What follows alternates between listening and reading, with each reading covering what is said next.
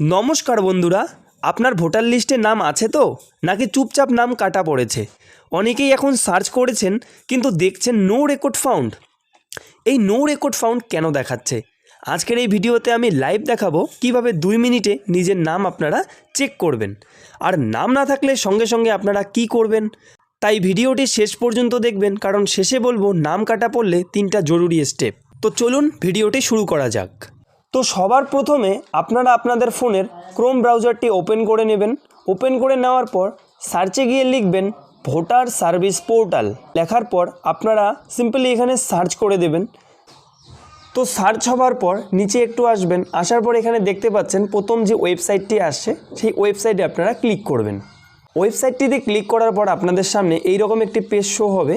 তো আপনারা একটু নিচে আসবেন। নিচে আসার পর আপনারা দেখতে পারবেন search your name in voter list, মানে আপনার নাম কি ভোটার লিস্টে আছে নাকি কাটা পড়েছে সেটি চেক করার জন্য আপনারা এই search your name in voter list এখানে ক্লিক করবেন।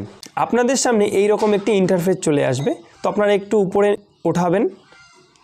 এখানে দেখতে পাচ্ছেন ইওর এপিক নাম্বার, অর্থাৎ আপনার ভোটার কার্ড নাম্বারটি যে রয়েছে সেই ভোটার কার্ড নাম্বারটি এখানে বসাবেন। ডান দিকে স্টেট, আপনার কোন স্টেট সেই স্টেটটি এখানে বসাবেন এবং নিচে দেখতে পাচ্ছেন ক্যাপচা কোড, এই ক্যাপচা কোডটি এখানে সঠিকভাবে বসাবেন। তো আমি বসিয়ে নিচ্ছি। তো ডিটেলস ফিল আপ করার পর নিচের দিকে আপনারা দেখতে পাচ্ছেন একটি সার্চ বাটন রয়েছে। তো আপনারা এখানে সিম্পলি সার্চ করে দেবেন। তো সার্চ হওয়ার পর আপনাদের সামনে আপনাদের রেজাল্টটি চলে আসবে।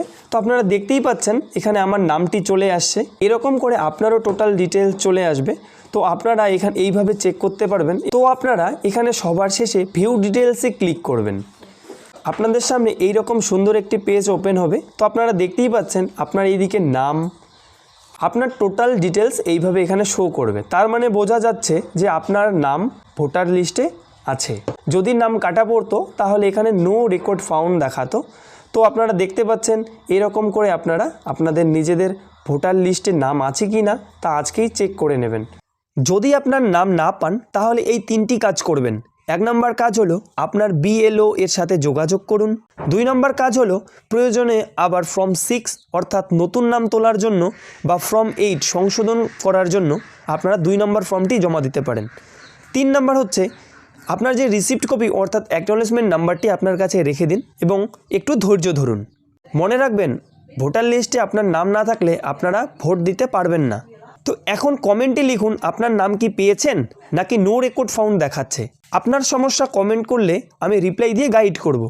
ভিডিওটি শেয়ার করুন যাতে আপনার পরিবার বন্ধুরা আজই চেক করে নিতে পারে। এই ধরনের আপডেট পেতে চ্যানেলটি সাবস্ক্রাইব করুন। আগামী ভিডিওতে বলবো ভোটার লিস্টে নাম ভুল থাকলে কিভাবে দ্রুত ঠিক করবেন।